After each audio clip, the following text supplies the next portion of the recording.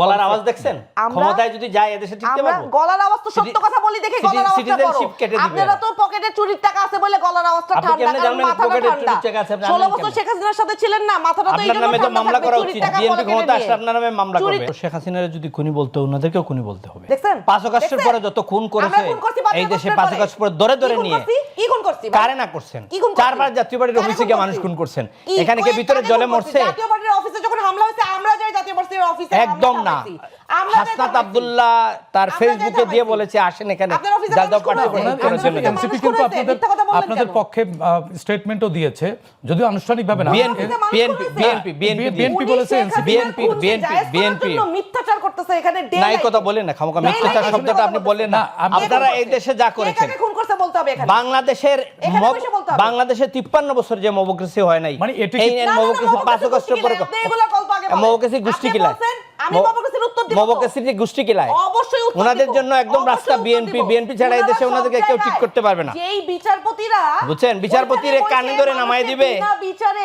বিনা বিচারে মানুষকে সুষ্ঠুভাবে বিচার না কইলে, মানে 5 তারিখ পর্যন্ত 5 তারিখের পরে মবক্রেসি করে রাষ্ট্রপতি সরাইতে গেছিল, সেনাবাহিনী প্রধানকে সরাইতে গেছিল। এরপরে আমরা আপনার কাছ থেকে শুনবো, আপনার কাছ থেকে এখন যে পর্যায়ে গেছে এখন আর হচ্ছে না তো। এখন আর ওনাকে স্পেস দিলে আমার স্পেসে থাকবে না। আপনার কাছ থেকে শুনবো। আমি কথা বলতে পারবো না, উনি কথা বলবেন, ওনার ক্ষমতা বেশি। আমি এখন ছোট করে বলেন। শেখ হাসিনার আমলে টাকাগুলো পকেটে আছে না, ক্ষমতা বেশি তো কথা বলার অধিকারও বেশি। না প্লিজ আপনি বলুন। আমরা যেই বিচারপতিদের অপসারণ চেয়েছিলাম সেই বিচারপতিরা নিজ মুখে বলেছে যে আমরা শপথবদ্ধ রাজনীতিবিদ। তারা কি ন্যায় বিচার করেছে? বিএনপির ভাইরা যখন জেল খেটেছে তখন যারা জামিনের জন্য গিয়েছে জামিন দিয়েছে, অন্যায়ভাবে মিথ্যা মামলায় তাদেরকে জেল খাটতে হয় নাই? তারা লেজিটিমাইজ করেছে, জেল খাটতে হয় নাই? বিনা বিচারে জামাত বিএনপির নেতাদেরকে জেল খাটতে হয় নাই? সেই সময় এই বিচারপতিরা কি ন্যায় বিচার করছে? আমার নামে 4টা মামলা করছে। আমার নামে 4টা মামলা। আপনার নামে 40টা মামলা দেওয়া উচিত, কারণ আপনি খুনের দোষর, শুধু দোষর না। আমার আওয়ামী লীগের পরে আপনি এইখানে স্বাধীন বাংলাদেশে বসে আমাদেরকে বলেন খুনি, আমাদেরকে বলেন খুনি। একেবারে ছোট্ট করে মবক্রেসি এইটা উনাদের বানানো। গলার আওয়াজ দেখছেন? ক্ষমতায় যদি যায় এদেশে টিকতে পারবো? গলার আওয়াজ তো সত্য কথা বলি দেখে গলার আওয়াজটা বড়। আপনারা তো পকেটে চুরির টাকা আছে বলে গলার আওয়াজটা ঠান্ডা, কারণ মাথাটা ঠান্ডা। 16 বছর শেখ হাসিনার সাথে ছিলেন না, মাথাটা তো এইজন্য ঠান্ডা। মামলা করা উচিত, বিএনপি ক্ষমতা আসলে আপনার নামে মামলা করবে। আমরা ছোট্ট একটি বিদেশে থেকে ফিরে গেলাম। দর্শক আর কেবল প্রশ্নগুলো সহজ নিচ্ছি, ছোট্ট বিরতি, আমাদের সঙ্গেই থাকুন। এই মুহূর্তেও বিভিন্ন জায়গায় শেখ হাসিনার দুঃখে কান্দে। তারা এক ধরনের অপরাধী, তারা 15 বছর দুঃশাসনকে এক ধরনের লেজিটিমেসি দিয়েছে, কিন্তু আপনারা বলে আমারেও ডাকে নাই, তাদেরকেও ডাকে নাই, আমাদেরকেও নির্বাচন করতে দিতে চাইতেছে না, তাদেরকেও ছাড়া নির্বাচন হইলে নির্বাচন সুষ্ঠু হবে না। তারা যখন অন্যদেরকে ছাড়া নির্বাচনের এই আমিডামি নির্বাচন করছিল, তখন কি তারা জনগণের সামনে এসে বলছিল যে আওয়ামী লীগের এই কাজ আমরা সমর্থন করি না? তারা তো সুযোগ সুবিধা ভোগ করছিল। তারা সুযোগ সুবিধা ভোগ করে নিজেরা আরামে আয়েসে দিন কাটাইছে, আর যতগুলো টাকা বাংলাদেশ থেকে লুট হয়েছে সেই টাকার খোঁজ নিলে তাদের পকেটেও বাইর হবে না। ওনারাও তো আবার অভিযোগ করছে যে ওনাদেরকে বাইরে রেখে আপনারাও একটা আমিডামি নির্বাচন করতে চাচ্ছেন এই নির্বাচনকে। শুনেন, এই বাংলাদেশে এই এত বছর পরে এই প্রথম সমস্ত রাজনৈতিক দল নির্বাচনে অংশগ্রহণ করছে, কেউ কারো পেটে ঢুকে যাচ্ছে না। হ্যাঁ, কোন কোন দল আপনারা তো ঢুকে গেছেন, আপনাদের এনসিপি তো আরেকটি দলের পেটের মধ্যে ঢুকে গেছেন, সেই অভিযোগও আছে। এখন বললে আরো অনেককে অ্যাটাক করতে হবে, অ্যাটাক করতে চাই না কিন্তু বলতে হবে। না, আমরা কাউকে অ্যাটাক করব না, কিন্তু ফ্যাক্ট তো ফাইন্ড করতে হবে। এই প্রথম বাংলাদেশে সমস্ত রাজনৈতিক দলের অংশগ্রহণে নির্বাচন হচ্ছে এবং যে যার প্রতীকে নির্বাচন করছে।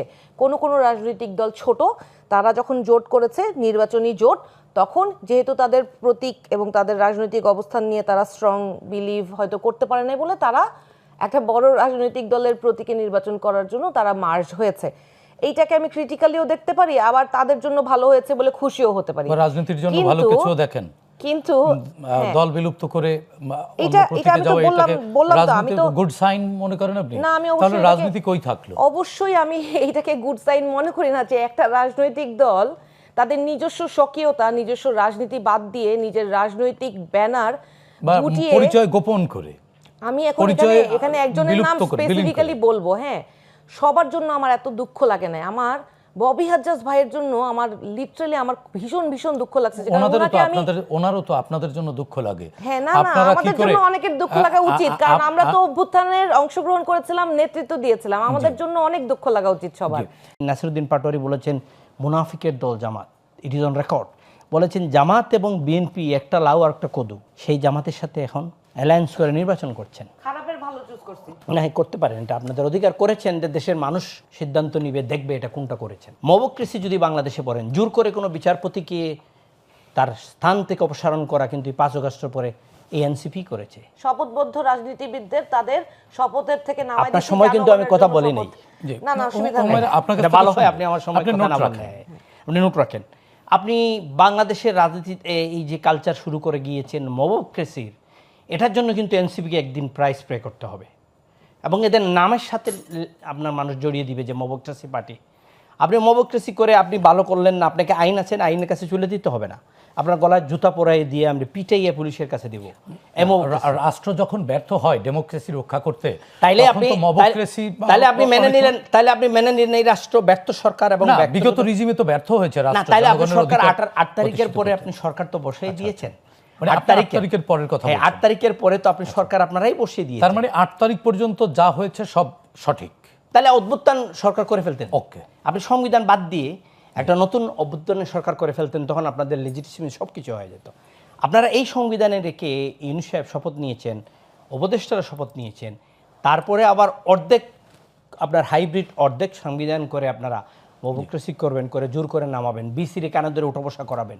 এই উত্তরগুলা এই জাতি কখন নেবে? উনি বলেছেন শেষ দিন পর্যন্ত আওয়ামী লীগের আমরা সমর্থন দিয়ে গেছি, এটা সঠিক না।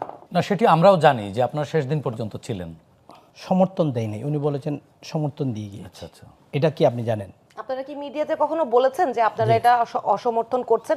আজ পর্যন্ত আপনাদের দল থেকে বিবৃতি আসে, দুঃখ লাগে ভাই, কষ্ট লাগে। আজ পর্যন্ত শেখ হাসিনার দুঃখে ওনাদের জিএম কাদের সেই প্রতিবাদ আমরাও করি। হুমায়ুনুর আপনার কাছ থেকে শুনবো।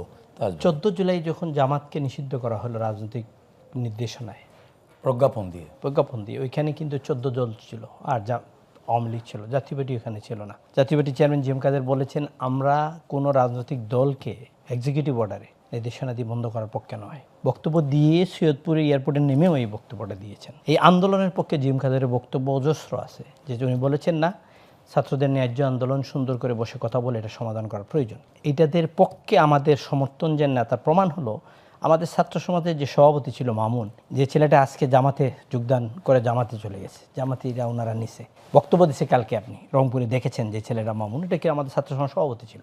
এই আন্দোলনে শরিক হয়ে পানি পর্যন্ত দিয়েছে, নিজস্ব দল নিয়ে আপনার আন্দোলন করেছে। আরিফ নামে আমাদের একটি ছেলে 14 দিন জেল কেটেছে আপনাদের রংপুরে, আমাদের এই আন্দোলনের পক্ষে ছাত্রদের জন্য। আমরা শেষ দিন পর্যন্ত কখনো সরকারের পক্ষে ছিলাম না, এই কথাটা ঠিক না। আমরা এই সরকারের সাথে ইলেকশন করেছি, যেটা আপনার 14তে আপনি ধরতে পারবেন, 24টা ধরতে পারবেন, 18টা ধরতে পারবেন না, কারণ 18তে বিএনপি ডক্টর কামালের জামাতে ছিল, ডক্টর কামালের নেতৃত্বে বিএনপি ছিল, সবাই অংশগ্রহণ করেছেন। আমাদের এই 14র জন্য